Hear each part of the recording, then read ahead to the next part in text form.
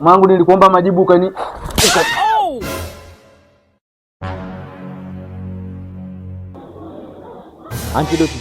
Antidote. Swali la kwanza. Yes hapo. Oya. Swali la pili. Yasi mtandao wa viwango. Sawa. Oya. Yasi na kasi gani? 4G na 5G. 4G na 5G. Ndio. Oya.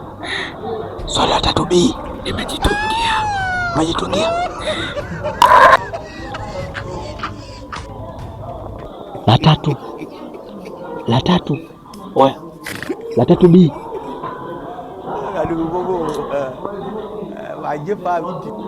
Sasa kwanza nilikuwa mrahisi.